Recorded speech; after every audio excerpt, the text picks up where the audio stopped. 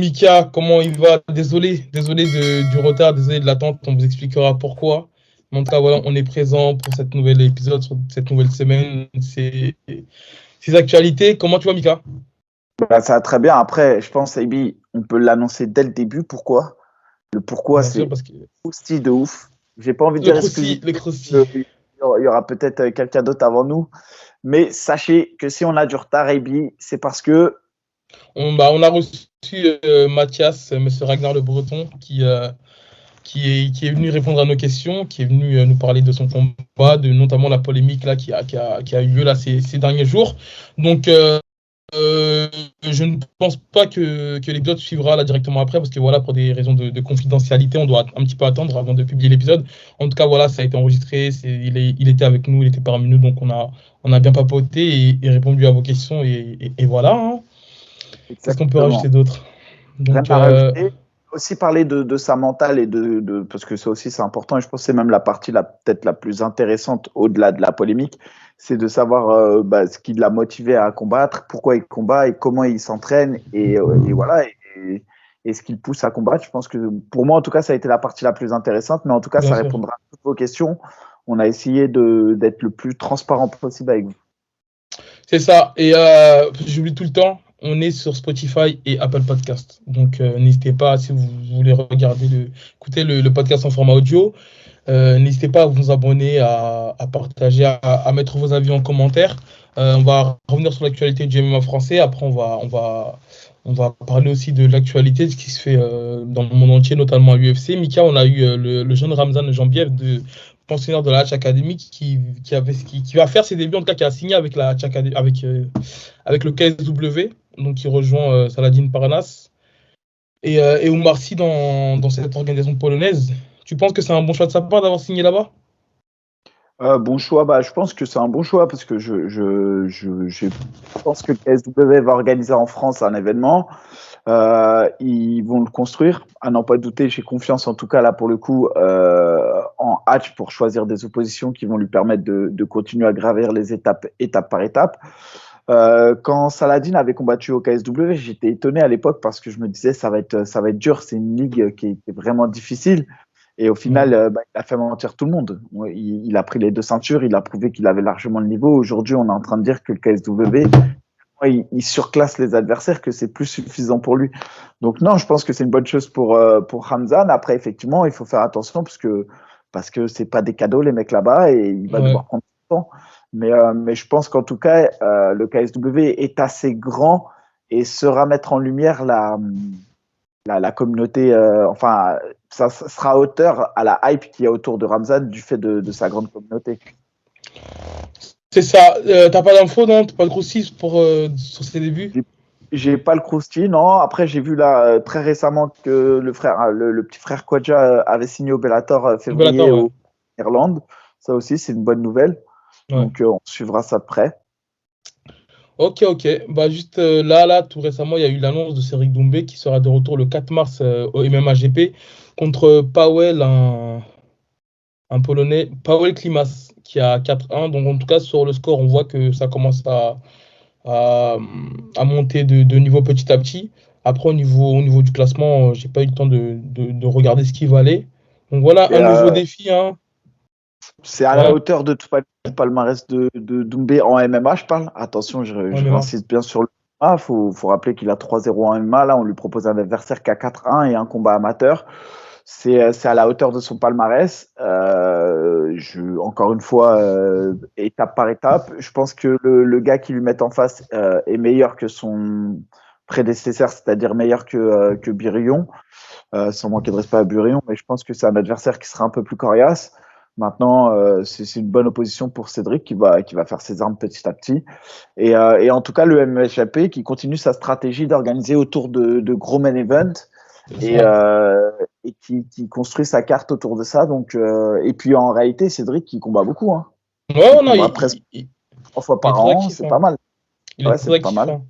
Bah, Là, malheureusement, je pense pas qu'on. Ouais. ils organisent à Paris, au Zénith.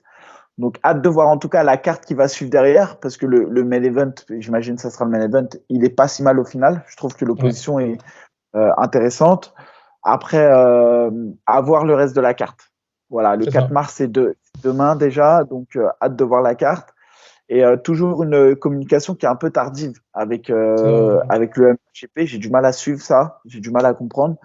Mais voilà, en tout cas, s'il continue comme ça, le MHP, il s'inscrit dans le trio de tête avec l'Hexagone, le ARS et le MHP. C'est clairement les trois organisations en France qui sortent du lot. Et d'ailleurs, le 100% Fight, non, t'as pas de nouvelles sur Ils le prochain organisent, si, événement? si, ils organisent je crois, c'est le 18 février, en même temps que le ARS. Il y a la deuxième partie de la Supreme League. De la Supreme League. Ok. Exactement. Après, on rappelle que le 100% Fight et enfin la Supreme League, c'est une Supreme League amateur qui permet aux jeunes de faire leur premier pas sur le circuit amateur, donc d'engendrer des combats et de déterminer quelle est l'équipe la plus forte de France, mais dans le circuit amateur, hein, je parle. Et Bien sachant sûr. qu'il y a une team internationale, c'est la Belgique. Très solide d'ailleurs.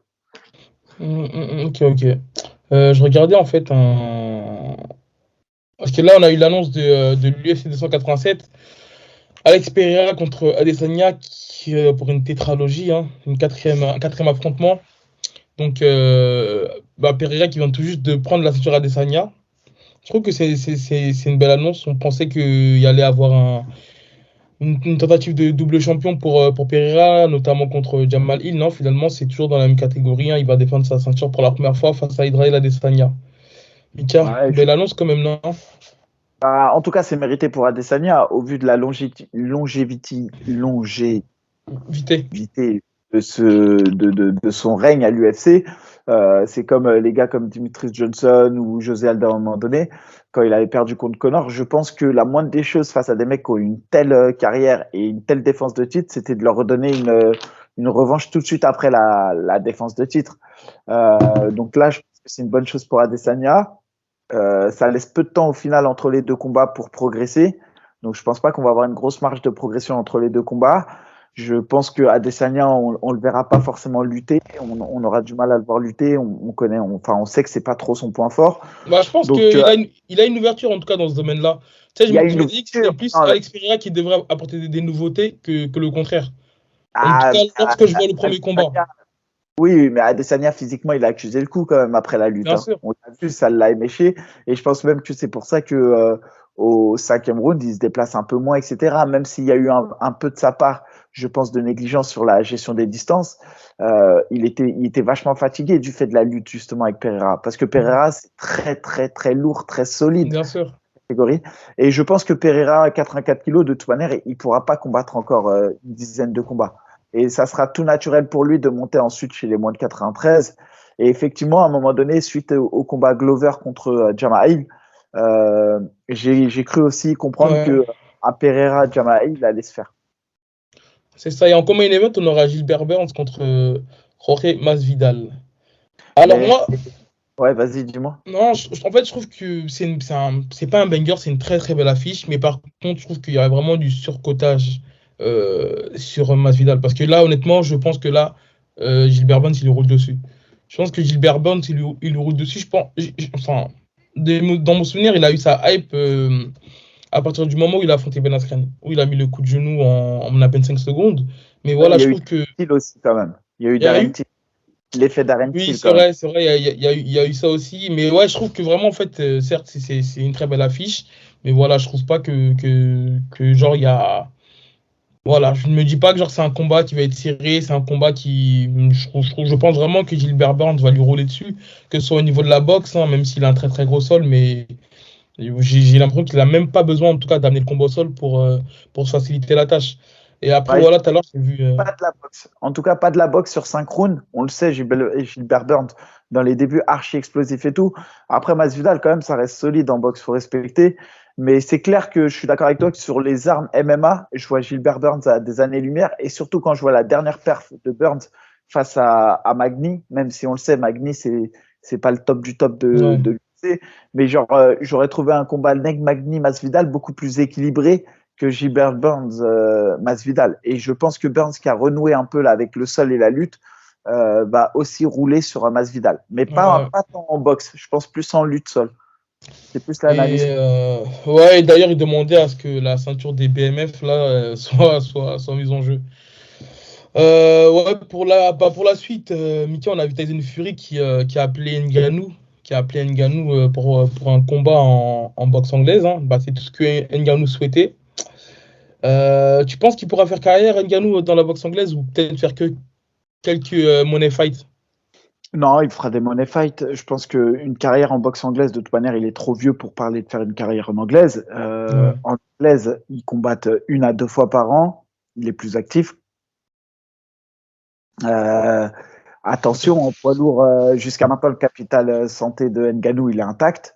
En boxe anglaise, quand tu prends un KO, t'es compté, 2 KO, t'es compté, 3 KO, enfin des ascenseurs, t'es compté, 2 ascenseurs, t'es 3 ascenseurs dans un même combat, ça fait cher. Faut pas croire. Ouais. Fury, Ouais. Wilder, il a fait un bête d'ascenseur. Et ce que je veux dire, c'est que Ngannou, on le sait, il couche ses adversaires quand il les touche, etc. Là, c'est pas les mêmes gants, c'est un autre sport, c'est notre discipline. Je pense pas on puisse parler de faire carrière. Par contre, Ouais. si le combat se fait avec des petits gants MMA dans un octogone, avec des petits gants dans un octogone, Bah, faut en fait, réfléchir. il avait dit, bah en fait, je suis pas sûr, mais c'est ce qu'il avait proposé en fait, de faire un combat avec du 4 os avec les mitaines, et soit dans un octogone, soit dans un ring, avec pour arbitre Mike Tyson. Et il y a Anthony Smith là, le, le, euh, le Ouais, combattant des moins de 93. Et je le rejoins un petit peu dessus, hein. Je le rejoins un petit peu sur ses dires. Il disait que voilà, Ngannou, il aura peut-être un combat en boxe anglaise dû à son manque de technique. Et c'est vrai que voilà, si son combat en boxe anglaise, c'est un pétard mouillé, et que voilà, il n'y a pas la performance qu'on attendait, il n'y a pas c'est-à-dire, on voit pas un Ngannou dangereux, tu sais, à la manière de Wilder, en toute proportion gardée. Je pense que c'est vrai que ça pourrait peut-être quand même être un pétard mouillé. Donc moi, je je suis pense que. d'accord avec toi. En tout cas, sauf que je trouve que l'ensemble des combattants sont quand même beaucoup plus difficiles depuis qu'on parle de Ngannou, Fury, alors que Fury, c'est clairement quelqu'un qui est au sommet de sa carrière, hein. Je parle vraiment au sommet. Alors que quand c'était Conor qui affrontait Mayweather, qui était sur la fin, tout le monde disait waouh, incroyable, nan, nan, et personne disait ouais, Conor ci, Conor ça. Je pense que c'est la même Non, chose. mais parce qu'à ce moment-là, on savait que c'était juste un. Comment Voilà, ça? c'était juste un one shot. Bon, non, mais à ce moment-là, Mais on savait que c'était juste un one shot et que c'était un money fight, Mika.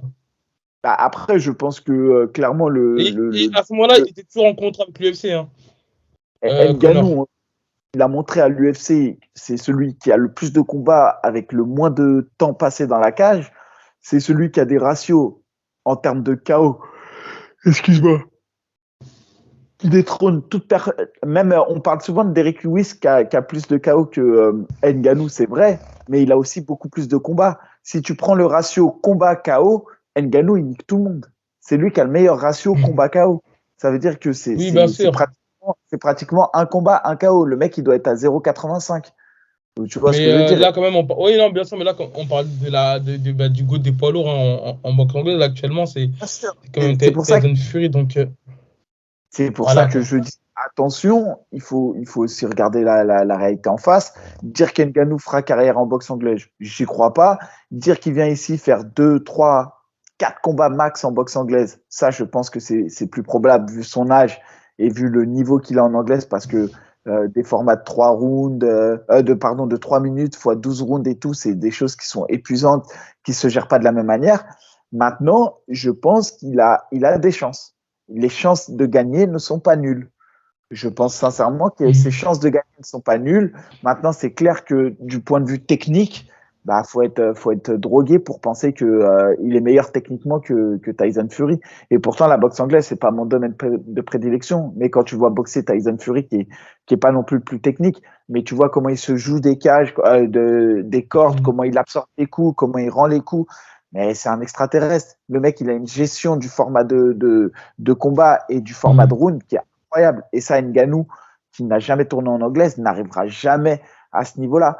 Et deuxième chose aussi, c'est que je pense que malgré que l'UFC soit en termes de popularité ce qui se fait de mieux dans le monde, la boxe anglaise, c'est une autre dimension.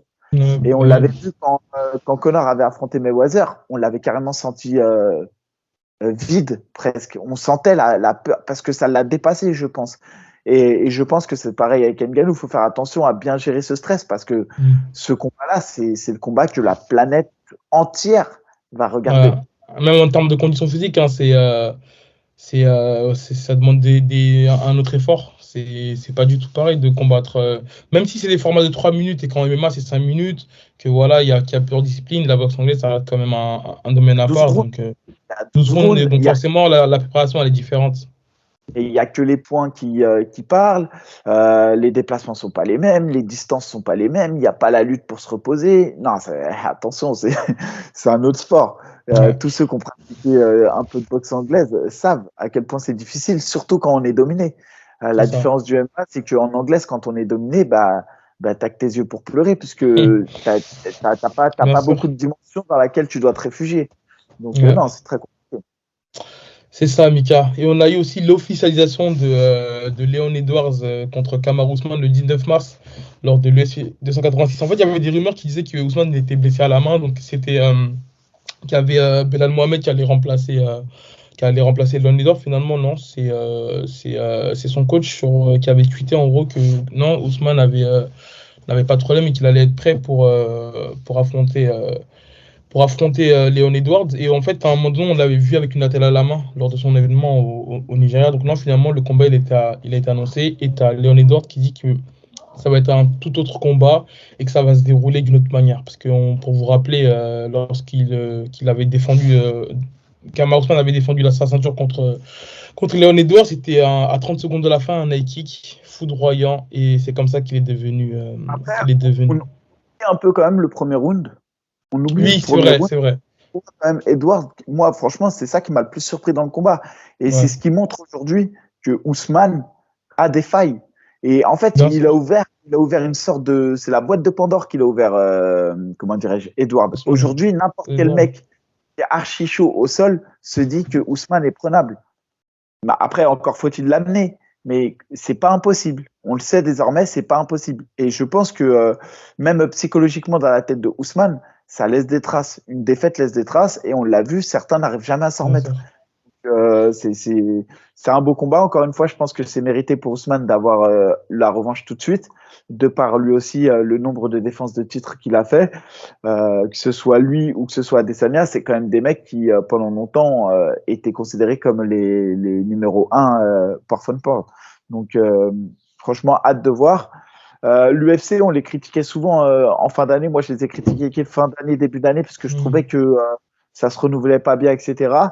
Et c'est là qu'on voit que les combats d'anciens, ils font le taf quand même. Parce que c'est vendeur. Quand tu mets Bien Burns sûr. face à Pascal, c'est sur les anciens qu'on se repose. Tu mets Makachev, Volkanovski, c'est des mecs qui ont quand même beaucoup de bouteilles à l'UFC. Tu mets aujourd'hui Edward Ousmane, c'est des mecs qui ont de la bouteille à l'UFC. Et là, j'ai l'impression qu'ils se reposent beaucoup sur les anciens.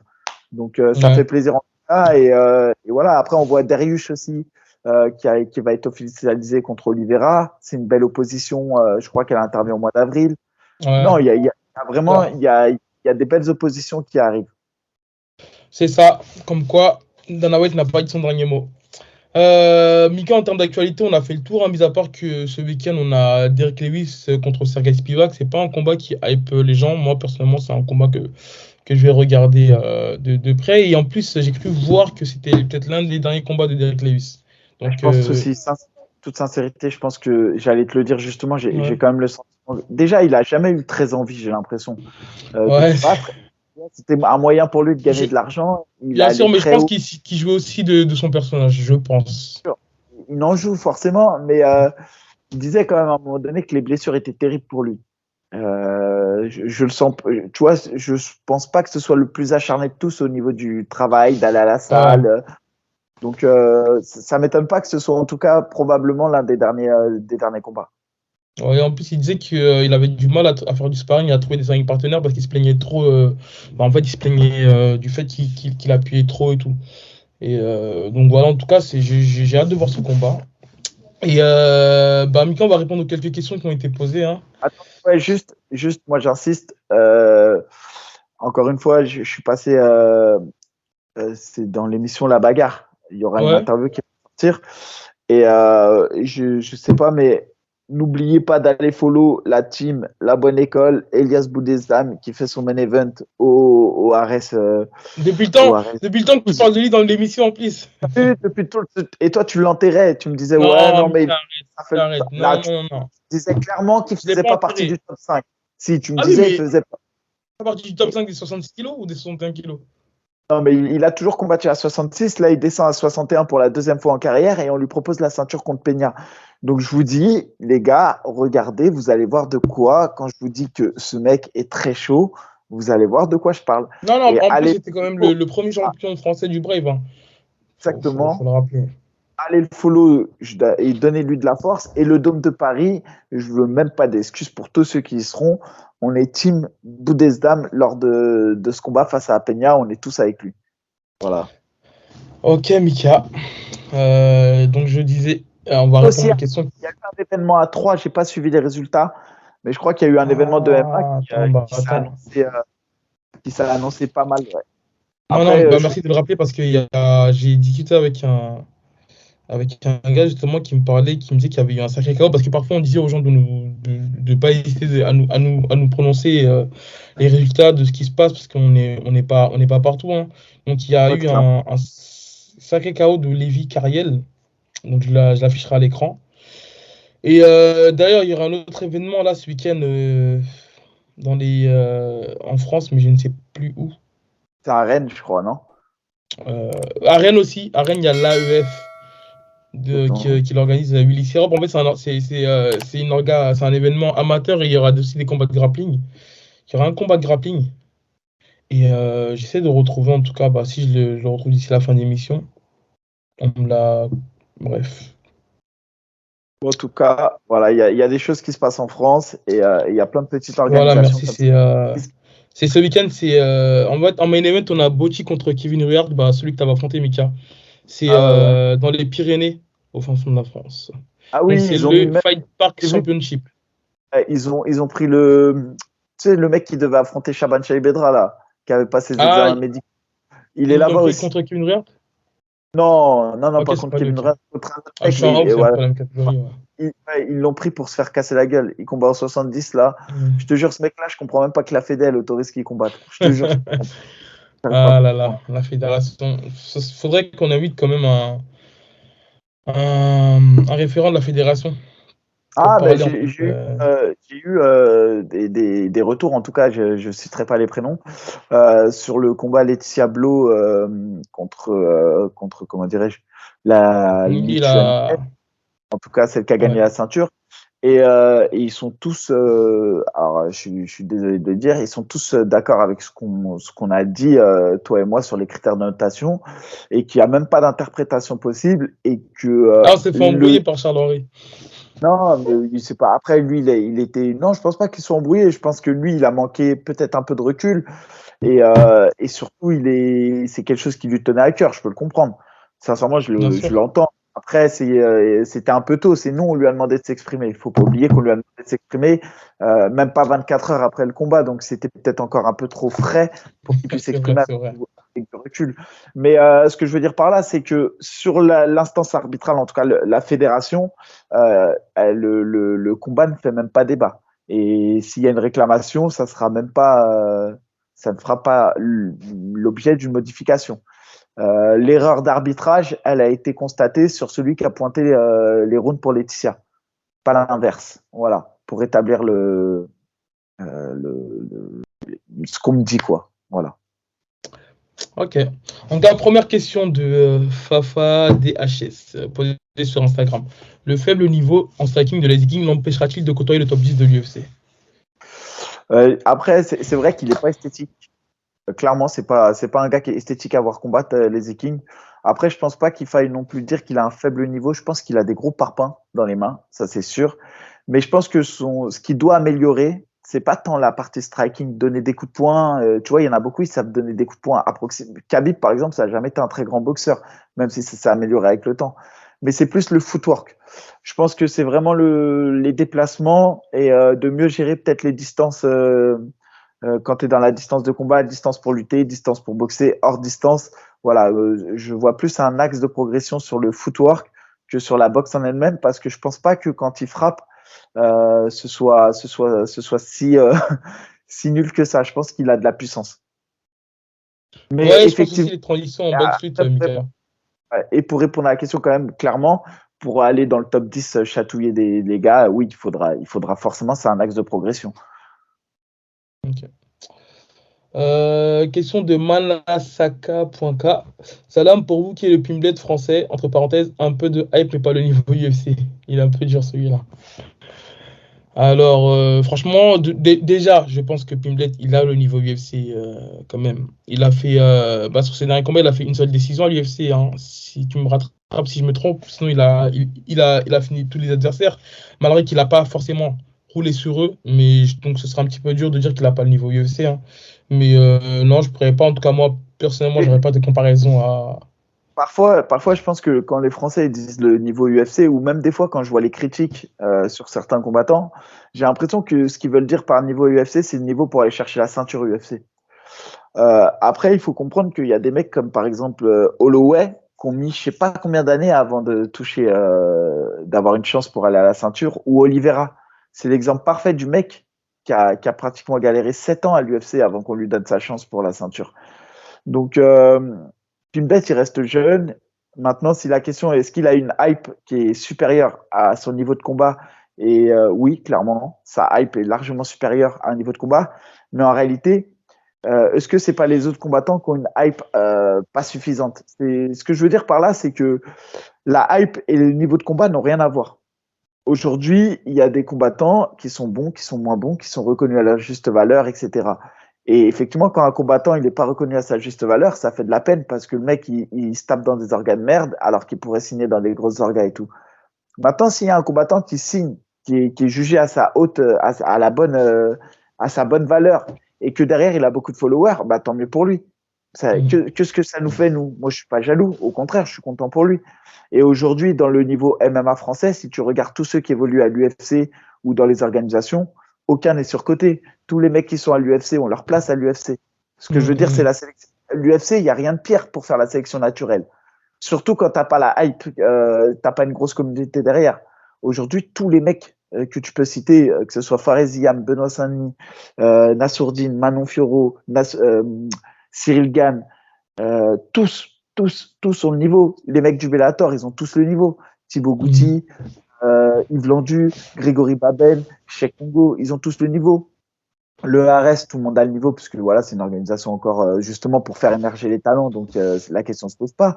Mais ce que je veux dire, c'est que tout le monde est à sa place au final. Je ne vois pas de mecs qui ne sont pas à leur place. Par contre, je vois des mecs qui ont une hype, mais la hype, ça ne se contrôle pas et ce n'est pas lié au niveau. Je pense qu'il faut qu'on arrive à dissocier ça.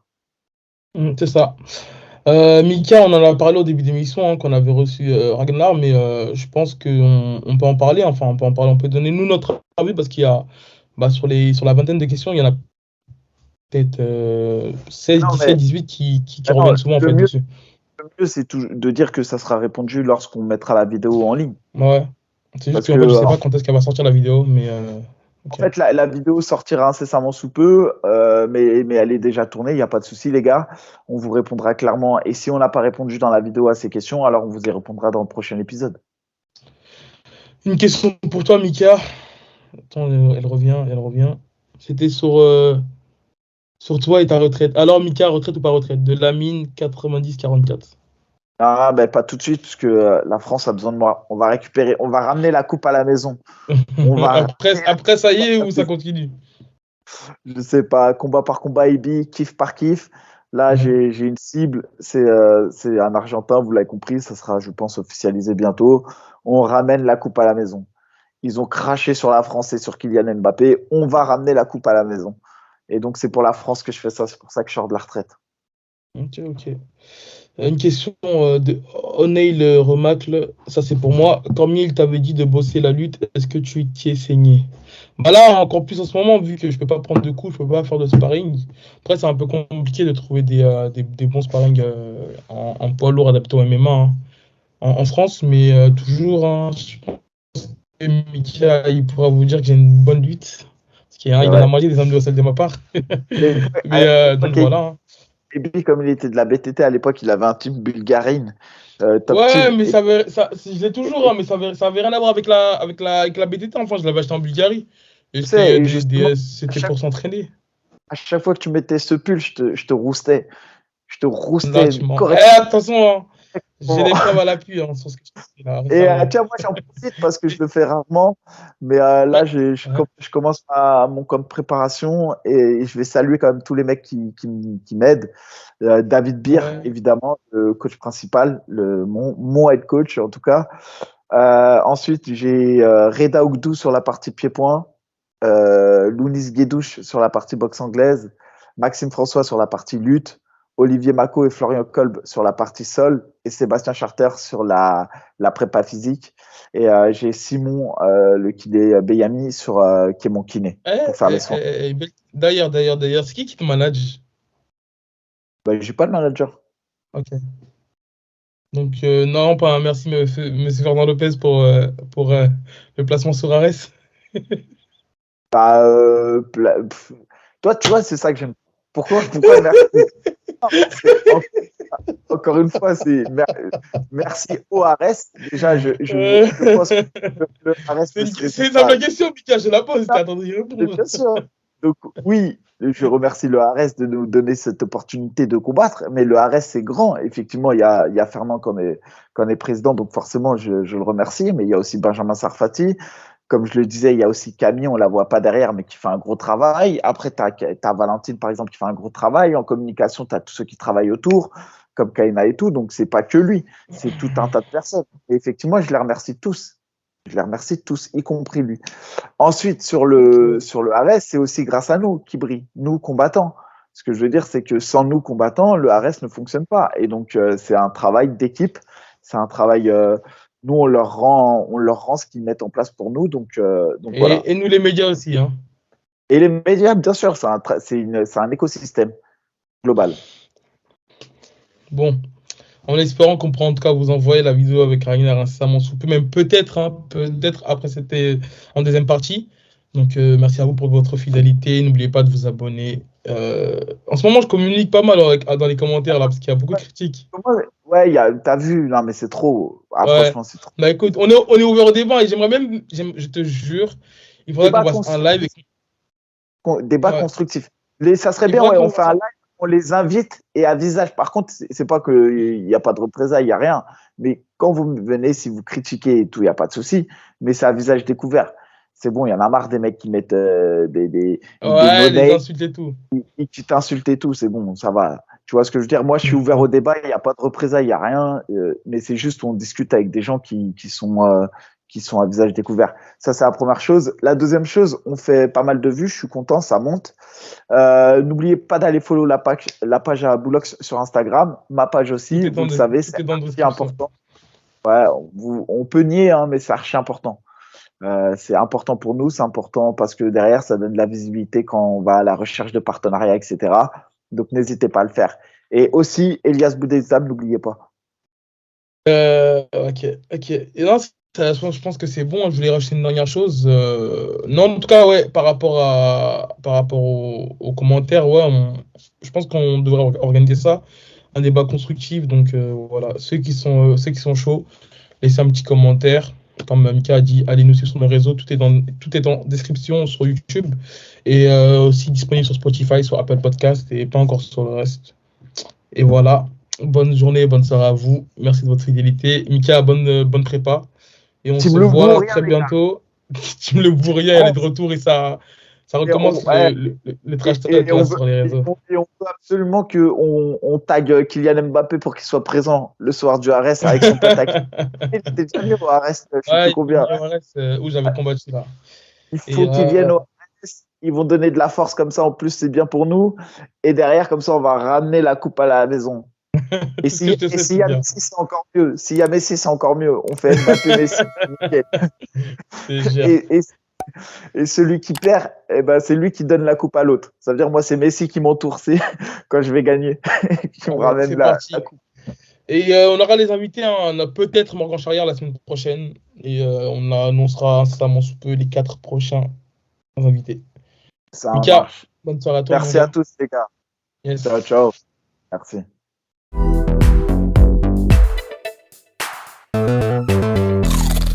Aujourd'hui, on a l'invité de Marc, l'un des plus grands combattants qui ait foulé cette terre.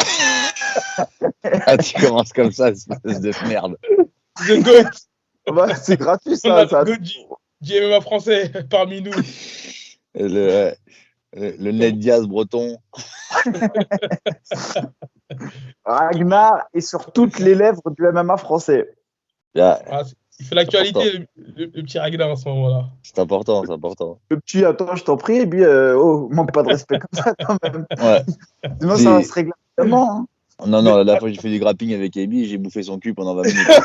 C'était un peu relou. Ouais. C'est pas toi qui t'as décollé la rétine?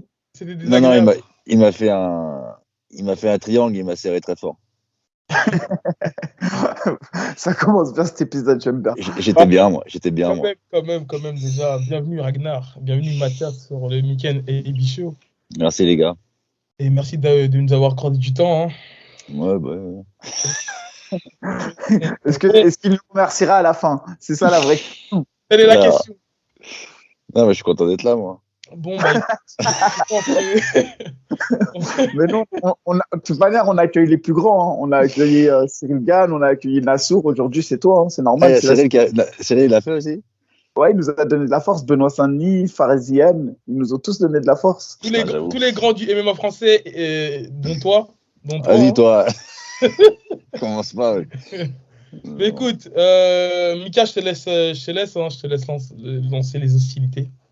Bah, il n'y a pas d'hostilité, je t'en prie. Et puis, moi, on est entre copains, tout va bien. Ouais, c'est un jugement, là, c'est un jugement, là. Attention, Mika. Ah ouais, non, ma poule, je sais très bien. On se tient. On se soutient. On se soutient, exactement. Non, mais revenons-en à l'actualité. On sait que tu as combattu récemment.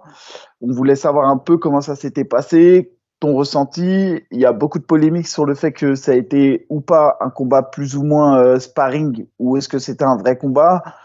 Est-ce que tu peux en parler? Est-ce que tu peux pas en parler? Voilà. Bah, il y a ce que les gens, il faut qu'ils prennent conscience aussi, c'est que moi, je peux pas avoir un cursus entre guillemets classique de combattant, sachant que c'est pas mon activité principale et que je fais ça pour un objectif personnel, tu vois. Et c'est sur un laps de temps très court, donc il y a forcément des étapes qu'on a dû griller. Il y a forcément des trucs qu'on n'a pas fait comme les autres, tu vois. Je peux pas me faire 6 combats amateurs ou je peux pas me faire un combat pro à 3 ou 4 semaines de mon échéance à l'ARES, tu vois. Maintenant, la fédération nous a bloqués sur pas mal de choses. Ils ne voulaient pas que ce combat se fasse tant que machin. Donc, on a trouvé quelque chose pour faire en sorte que le combat puisse se faire à l'ARES le 9 mars. Voilà, hein, tu vois, c'était pas le combat du siècle, mais c'était au moins ça a eu le mérite d'être efficace pour faire ARES, quoi. Ok, on comprend tout ce que tu veux dire par là. Donc du coup, on va pas te demander tes retours sur le combat parce que j'imagine il n'y avait pas de pression plus que ça, il n'y avait pas de public, c'était à huis clos. C'était un combat, bon voilà, on l'a dit entre gars de la team, et c'est surtout un combat, on le comprend, qui te permet aujourd'hui de combattre au ARES. Pour ceux qui prennent le train en cours, qui comprennent bien, pour combattre en France dans les règles du MMA en professionnel, c'est-à-dire sur un gala comme le ARES, l'Hexagone, le MAGP, tout combat référencé professionnel sans protection nécessite de passer soit par un parcours amateur, c'est-à-dire en France, il faut avoir fait un parcours amateur, passer ses grades, avoir un certain nombre de combats dans les compétitions amateurs et ensuite arriver donc sur le circuit pro. Ou deuxième solution, vous combattez en professionnel à l'étranger. Professionnel, ça veut dire un combat référencé. Référencé sur des sites comme Sherdog, Tapology, Fight Matrix. Une fois que vous avez un référencement sur l'un de ces 3 sites, c'est qu'on considère que vous avez combattu dans une organisation professionnelle et à partir de là, vous avez le droit de combattre en France, en professionnel, sans passer par tout ce circuit amateur. Ouais.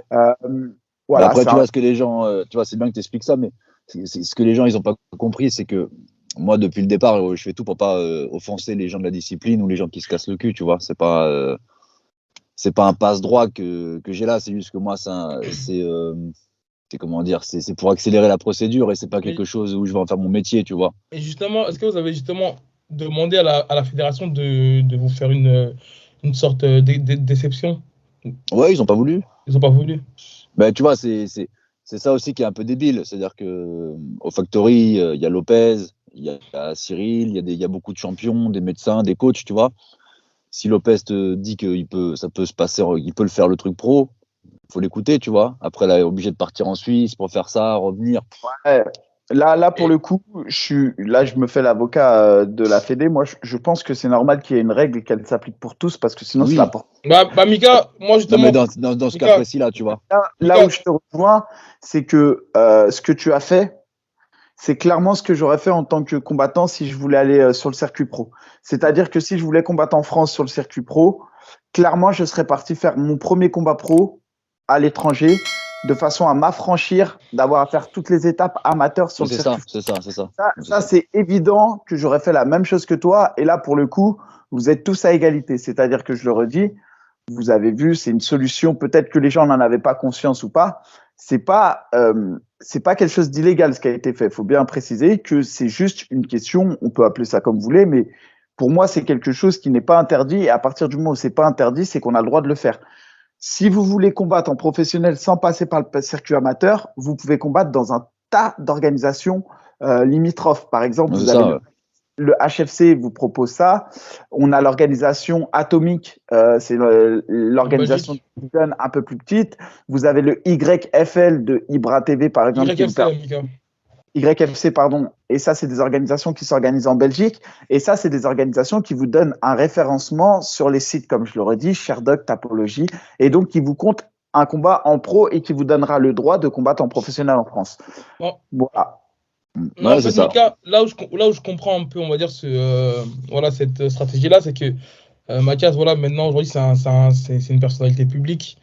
On peut le qualifier de comédien, Mathias, c'est bien ça. Oui, oui. Tu vois, donc voilà, on va dire à l'image d'un Jack Paul qui est aux États-Unis, qui veut lui, Mika, pourquoi tu veux rigoler? Qui veut lui, en gros, se lancer dans les MMA. Il faut comprendre que, bon, ok, depuis 2020, les MMA, c'est légalisé en France. Donc voilà, c'est super, il y a des règles et il y a des règles à respecter. Pour un combattant qui veut vraiment se lancer dedans, ok, je comprends qu'il doit passer ses grades, avoir des combats amateurs. Je crois que c'est 6 minimum Ouais, pour 6, être ouais. en pro. Donc voilà, là, comme il l'a dit, il est comédien de base. Donc forcément, ça peut être. Non, mais avec toute la communauté que tu as aujourd'hui, Ragnar, Et ça tu, peut être que bénéfique pour le MMA. Ça va apporter un nouveau public Ouais, et tout. Donc moi, je et trouve puis, ça. Avec tout le respect que je dois, je trouve ça un petit peu con de demander à un comédien qui veut se lancer dans le MMA, surtout pour le fun, de lui demander de faire 6 combats amateurs. ouais, Tu c'est vois ce que je ça. veux dire? Non, mais en plus, surtout que, tu vois, depuis le départ, j'ai entendu beaucoup de conneries. Tu vois, il y a beaucoup de choses qui sont sorties. Moi, je le fais vraiment pour des raisons personnelles. C'est un challenge, tu vois. C'est même pas une question d'argent ou de trucs, tu vois. J'ai entendu dire que j'allais toucher 50, 60 000 euros pour le combat. ça, je l'aurais Bon. mal vécu. Je l'aurais mal vécu parce que Ben non, mais c'est même pas. payé pas 1500 euros par. Je vais te payer, je crois que je vais te payer 5 ou 7 000. Comme les autres combattants, tu vois. Parce que je mérite, enfin, je mérite J'a- pas j'a- plus. Non, mais je mérite j'a- pas plus que les autres combattants sur la carte, tu vois. Oui, c'est C'est ça. Bah, vraiment, je vais j'allais pas en, prendre de j'allais en venir l'argent. à ça en plus. Attends, Non, moi mais j'aimerais dire quand même, AB. Il y a deux choses. Là, on va revenir étape par étape parce que c'est bien de cadrer, parce que c'est quand même quelque chose qui fait polémique et c'est bien de mettre les pieds dedans, mais après, c'est bien d'expliquer. Moi, là, pour le coup, je rejoins la Fédé parce que la Fédé, ils sont prisonniers de leur règlement. Je pense vraiment, sincèrement, qu'ils ont fait un règlement pour sécuriser un peu les combattants et tout. Et tu imagines bien que quel que soit le poids de la personne en face, tu peux pas ils ont refusé à Cédric Doumbé de combattre un professionnel parce qu'il y avait une différence de combat. Alors que C'est Cédric autre chose, Doumbé, Mika. Cédric Doumbé, ah non, c'est. le mec en face de Mathias, le mec en face de Mathias là qui lui ont mis au RS, c'est un mec qui a un palmarès en pied-point et il frappe fort. C'est pas genre un mec qui sort de nulle part non plus. Le mec, s'il te touche, sincèrement, c'est pas. voilà, c'est dodo. Bah, j'ai vu quelques combats à lui. C'est vrai que si tu le mets sur le dos, je pense voilà, ça peut se passer. Maintenant, debout, le mec, c'est pas un peintre. Ah Et bah je non, c'est pense pas un pote, non, non. si tu regardes du côté de la Fédé maintenant, tu regardes un peu les risques. Il y a un combat qui se passe, justement, tu le dis, avec quelqu'un qui a une grosse communauté, qui vient sur le circuit MMA. On lui a donné la possibilité de combattre et donc de s'affranchir de toutes les règles qu'ils ont mis en place. Il se passe quelque chose qu'on ne souhaite pas dans le combat. Il y a une blessure grave ou autre. Mais t'imagines, C'est pour ça que je te dis, il faut regarder aussi du côté de la Non, mais moi, FFP. je comprends les deux parties. Moi, je suis pas en train de dire que c'est nous qui avons raison ou que c'est eux qui ont raison, hein. Je suis en train de dire que malheureusement, si je voulais faire l'arrest du 9 mars, j'étais obligé de faire ce truc, ce combat en Suisse. Et J'étais là, obligé. là où je te rejoins par contre, c'est que j'invite tous les combattants français qui estiment ou ne pas avoir envie de faire le circuit amateur ou s'affranchir de ça, parce que c'est vrai que c'est lourd. C'est vraiment lourd à faire. Le processus est long et lourd. Et ben, je les invite à aller combattre directement sur ce type d'organisation. Et effectivement, je pense qu'à un moment donné, il faut faire confiance au coach. Si le coach sent que son élève, entre guillemets, est prêt à combattre, à un moment donné, il faut qu'on redonne aussi cette légitimité au coach, Ouais, parce voilà. qu'il a du recul, il connaît bien son combattant, et on sait que tous les combattants ne se valent pas à 0-0. C'est-à-dire qu'il y en a Ah oui. certains, on sait tout de suite qu'ils vont performer, et il y en a d'autres, on sait que non. Voilà. Tu vois, mais quand c'était. on voit Azael qui a 2 combats, par exemple, ou 3 combats, je crois, référencés. Un peu plus maintenant, il a 4 combats, je crois. 4.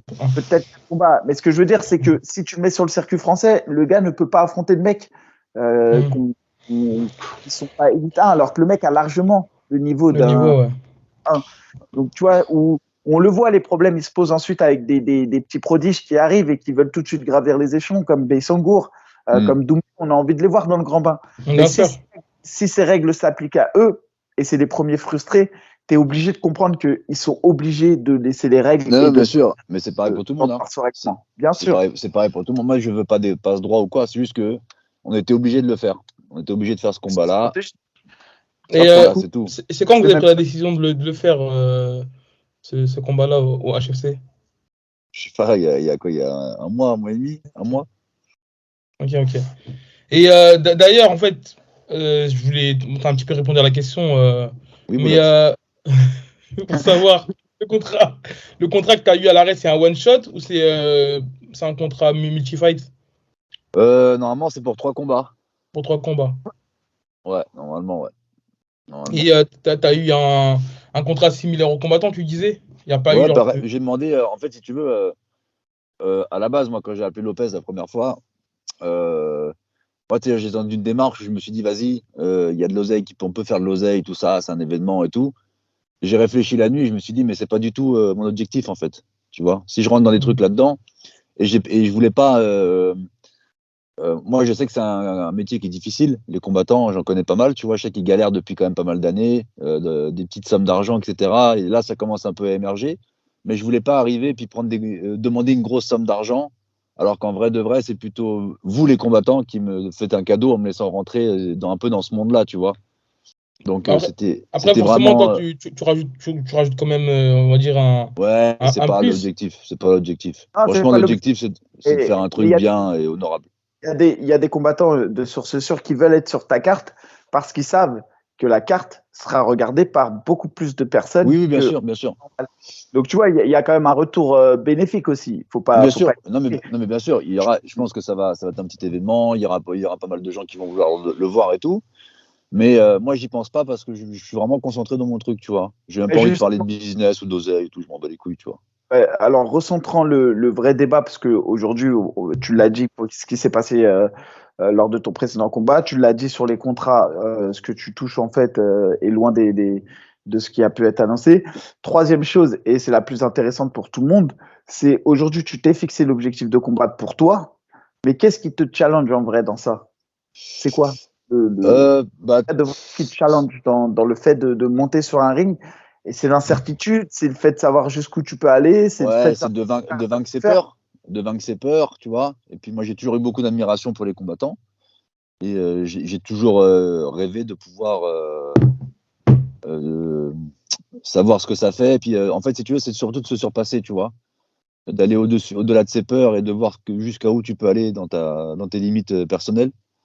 Moi, c'est ça l'objectif, c'est de me montrer à moi que je suis capable de le faire et puis d'être fier de moi après, tu vois. Moi, c'est surtout ça, d'avoir un objectif et de se fixer, quoi. Et est-ce que excuse-moi, vas-y. Non, vas-y. Moi, je te dis, quand tu vois justement la difficulté au quotidien que c'est, et je parle vraiment, là, je rigole pas, c'est des staphylocoques parfois, tu vois, des trucs, tu t'y attends pas quand tu dis pas, non, mais. Staphylocoque, on en a partagé un, mon Mika, hein. T'as failli me faire crever, mon salaud, hein. Non, mais c'est des staphylocoques, les entraînements, c'est des petites blessures. Des fois, c'est des tout petits trucs, mais ça t'handicape. Tu boites, t'as mal au Ouais, dos, t'as mal aux oreilles, ouais, c'est ça. à la tête. Quand tu vois tous ces sacrifices mis bout à bout qui ont l'air anodins comme ça, ou le fait d'aller se déplacer à l'entraînement quand tu es fatigué, ou le fait d'annuler un restaurant parce que voilà. Et quand tu mets tous ces sacrifices bout à bout, est-ce que ça te conditionne pour le combat ou au contraire, tu te dis, mais wesh, dans quoi je me suis embarqué? Bah, je te cache pas que des fois, je me dis, qu'est-ce que c'est que ce bordel? Je me dis, je vais tout arrêter, je vais repartir à mes sketchs, tu vois, et à mon taf, et à mon activité. Mais en vrai de vrai, il y a quand même une sorte de satisfaction quand même. C'est quand même ce que vous faites, franchement, c'est hardcore. Faut dire la vérité aux gens. C'est un métier qui est horrible, qui est dur psychologiquement, physiquement. Moi, ça fait 3 mois que je fais ça. J'ai l'impression que je vais crever, tu vois. Il y a des staphylocoques qui me sont arrivés sur les jambes, hein, mon Mika. Mika, c'est un retransmetteur de staphylo. Ah bah ouais, il m'en a filé un. J'ai vu la mort. Hein. Moi, J'ai eu de la pour la, fièvre. J'ai failli crever. Hein. pour la prépa contre Karl, pareil, hein, j'ai eu de la fièvre et tout. Non, mais pendant Mika, t'es 2 habitué, toi, mon frère. Comment je Bah, suis tu sais que habitué? je l'ai appelé. Tu te J'ai rappelles dit, pas la fois où t'as contaminé toute une salle? Non, mais je l'ai c'était une appelé. chose Je lui ai dit, civile. ouais, j'ai des trucs bizarres sur les jambes. Mais il était normal. Il m'a fait. Ouais, bah oui, il est à l'aise avec Il a ça. fait, ouais, t'inquiète, c'est un staphylocoque, c'est rien. Prends ça, prends un peu de crème, ça va passer. J'ai vu, j'ai dit, il est habitué, le bâtard. Il est pas dire. J'ai dit, ah ouais. C'est qu'on les avait au même endroit, Oh, au laisse genou, tomber, frère. pouce-pied. Ah, j'ai failli mourir, frère. Ah, c'était compliqué. Hein. Et en tout cas, ouais, pour la suite, on va dire, de ta carrière, est-ce que le résultat du combat va dépendre ou toi, quoi qu'il arrive, tu vas quand même te fixer d'autres challenges après ce combat-là? Bah, franchement, ça dépend de comment ça se passe la première fois aussi, tu vois. Ouais. Parce que si notre ami Lanty m'envoie un high kick et que je finis avec la tête dans le trou de balle, je vais peut-être y... je vais peut-être y réfléchir à 2 fois, ouais. Mais justement, ouais, t'as pu, on va dire, ressentir des petites sensations là en entrant dans la cage récemment là au HFC? Bah, faut très légère, oui.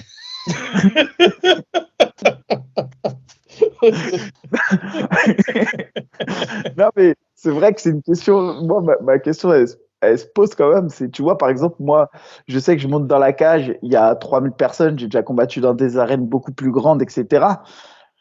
La pression, je la vis plutôt bien dans l'ensemble. Après, il y a toujours un peu de pression, c'est un combat, c'est normal. Il y a l'incertitude, le doute, l'envie d'en découdre et tout. Mais moi, je me dis, par exemple, si tu me mettais sur une salle de spectacle, je serais incapable de faire quoi que ce soit. Genre, je serais timide, je serais rouge, je me tiendrais les mains comme un enfant de Ouais, 3 ans. Tu c'est vois, je ne saurais normal. rien faire. Et oui. Et toi, est-ce que tu penses, comment tu te vois dans la cage? Est-ce que tu es visualisé un peu ou non, pour l'instant, tu en es encore loin, tu n'arrives pas à visualiser?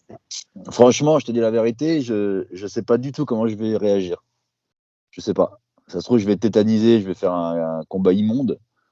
Tu vois, ça se trouve, je vais être relâché, je vais être agressif, je vais essayer je vais vouloir casser le combat tout de suite, je vais voir. Je sais pas trop, en vrai. Tu vois, mais je sais que ce qui est sûr, c'est que il y aura forcément du stress, de la peur, il y aura tout ça, c'est sûr. Tu vois, après, je vais faire confiance à mon cerveau, hein, tu vois, dans la gestion des émotions. On va essayer de se contrôler et de faire un truc quand même pas trop dégueu, quoi. Parce que sinon, ça va mal finir. Ouais, après, de toute manière, il faut aussi comprendre que ça reste un premier combat, hein. Après, les premiers combats, c'est quand même pas les plus beaux qu'on ait fait dans notre carrière. Moi, si je Ah ressens bah, mon premier combat, de toute ouais, façon, ça sera pas déjà, très esthétique, hein. c'est toujours pas très esthétique, mais alors si je regarde le premier, c'est pas le plus esthétique. Et enfin, moi, ma dernière question, c'est, Oui, Michael. t'as une grosse population enfin une grosse communauté plutôt. Et comment c'est reçu le fait que tu combattes? Et est-ce que quand même tu vois les messages passer? Est-ce qu'il y a des mecs, genre, ils prennent leur temps? Moi, ça m'est arrivé contre Karl, par exemple, des mecs qui m'envoient des messages, j'espère que tu vas perdre, gros bâtard, ou tu vois, des trucs comme ça. Ah bah oui, bah moi j'en ai. Hein. Ouais, J'ai des messages terribles. J'espère que tu vas finir humilié, fils de pute. Je t'aime pas. J'espère que tu prendras un mauvais coup, que tu finiras en chaise roulante. Des trucs un peu compliqués. Ouais. Ah ouais, Ouais. quand même. Hein. Ah, les gens sont méchants. Hein. Et après, tu sais, les gens, ils sont. C'est normal de pas faire Enfin, les gens, t'es pas obligé de plaire à tout le monde, tu vois. Mais c'est vrai qu'il y a des gens, des fois, quand même, qui sont quand même d'une méchanceté. Internet, ça donne des couilles aux gens, quand même. Ils sont méchants, les gens. Ah bah oui, Ils sont méchants de ouf. Après, Et moi, ça, je leur envoie des petites insultes aussi. J'ai niqué ta mère. Moi, j'ai essayé de répondre au début et après j'ai arrêté. Ah, Parce que... faut pas. Faut pas. Parce qu'en plus, Ah, ils vont non. t'énerver. Au début, c'est ce que je faisais, moi. Je répondais au tout début.